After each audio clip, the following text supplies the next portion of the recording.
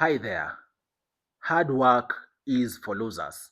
If you are relying on hard work solely for you to become rich, unfortunately, you'll never be rich. That's so because if you are just trading your time for you to get money, you most likely gonna continue being in the rat race and you're gonna continue living paycheck to paycheck. That's why I'm making this video for you to understand four money games which you need to play for you to be able to become rich or even so escape the rat race. You are all much welcomed to the Money Daily TV. My name is Afagza Sifunam. By the way, if you are new on this channel, kindly consider subscribing and also I'll still add it, drop a like on this video. Thank you for subscribing. Having said that, when I say hard work is for losers, I'm talking about hard work in the context of you trading your time for money. Basically, you out there working very hard 9 to 5, and even it's unfortunate that other people out there are even working 16 hours a day just to get money for subsistence, money to keep them going.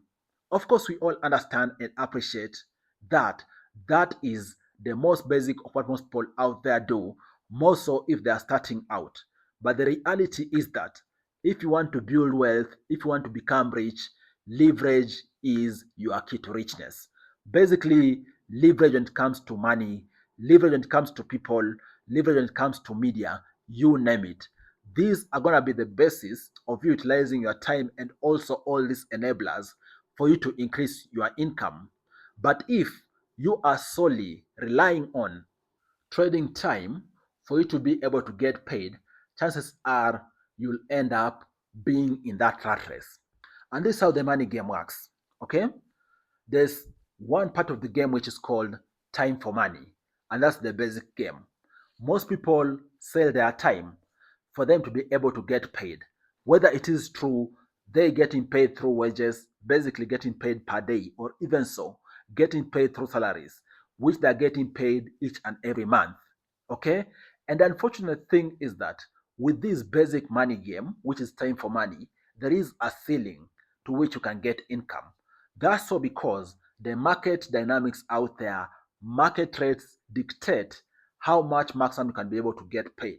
And the unfortunate thing is that it is your employer who decides how much they're gonna pay you. Of course, you're gonna work very hard to show that you're adding value to a company, etc. But at the end, it is your employer to decide how much you're gonna get paid. And the unfortunate thing is that in this scenario, yes, hard work might assist you increase your salary a little bit, but the thing which is missing big time is something called scale. Scale is whereby your output is consumed by many people out there, and each of those people give you income or they pay you. With employment, unfortunately, your output is being consumed by one person, and they are paying you wages or salaries, and that is it. 9 to 5 jobs, freelance works, you name it. All these are time for money games, the basic of game money. And that's why you need to look at the other frontiers I'm about to talk about. The second game when it comes to money is money for money game, which basically means the investor game. Rich people invest money to make money. That's why, if for example you are in the basic money game, basically working 9 to 5, working as a freelancer, basically trading your time for money, you need to start thinking about the investor game, basically thinking about money for money game, whereby any spare amount of money which you're getting, you can start investing. There is a myriad of investments out there. For example, jumping on the stock market. For example, jumping in the real estate space, or even so, starting your own business, startups. All these are avenues which are going to assist you play the money for money game, which basically means that through investing in stocks, you can be able to make dividends. Through investing in real estate, you can be able to get a return, whether it is a profit when selling real estate or even so rental income. When you have your own startup business, you're going to be able to make a profit. Money grows while you are sleeping, more so if you establish systems and get other people to work for you.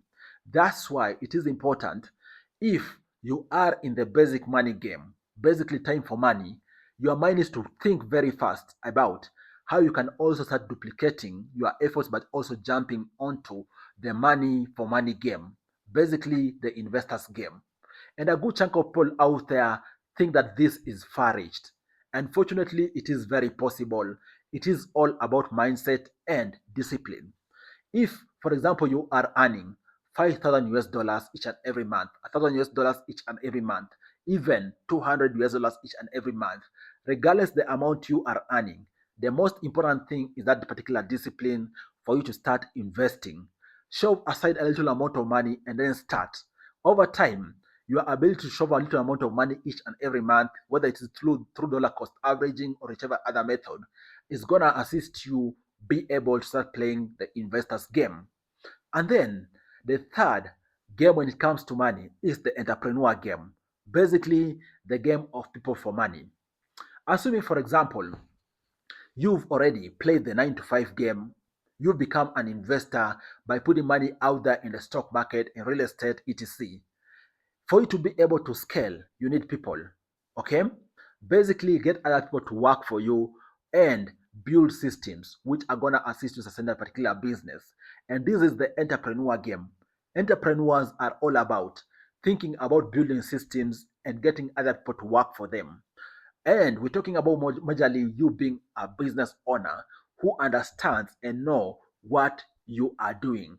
Basically, you being a business owner who isn't a one man show or even so a one employee show. Get other people to work for you, establish system and leverage on those other people for you to be able to duplicate your businesses. We're talking about, for example, the entrepreneur game out here we've seen. We're talking about, for example, franchises out there.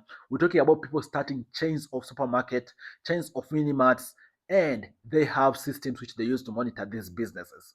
Once you lock the first level, which is time for money, you've jumped on money for money. Think about people for money because it is people for money which is going to assist you scale up. It's going to assist you expand. Okay, and then the fourth key aspect in the money game is code or media for money, which basically mean the infinite leverage game. Look here, guys. There is starting a business which, for example, caters for basic needs like, for example, retail shops, etc. But then again, there are other classes of business which fall under the class of code or media for money, which is basically the infinite leverage game. And these sectors are, for example, software, content, intellectual property, you name it. And this so because these kind of businesses or money games are the kind of games which reach millions of people out there simultaneously. For example, what I'm doing right now, this is content creation. But this video I'm creating right now might even reach a million people out there. Now think about it. If, for example, I was selling a product in this video and just 2% of those people buy, that tells you upwards of 20,000 people are going to buy a commodity from a single message. That is the game of code or media for money, whereby you start a chain of infinite money or leverage coming to you from those specific sectors, like for example, software, media, you name it. You might be sitting there wondering, how do you utilize this information? My thought process is that all these money games are important for you, more so if you want to build income, to get a point where you build wealth and even so build generational wealth. You need to exploit all these four money games: time for money for money, people for money, and code for money. All these are possible money games which you need to capitalize on for you to be able to build sustainable wealth. What do you all think about these money games? Do you think you are implementing any of these? And even so, if you are mixing some of these, which ones are you mixing? Comment down below in the comment section. Let's continue discussing. Cheers, guys, and you all stay safe.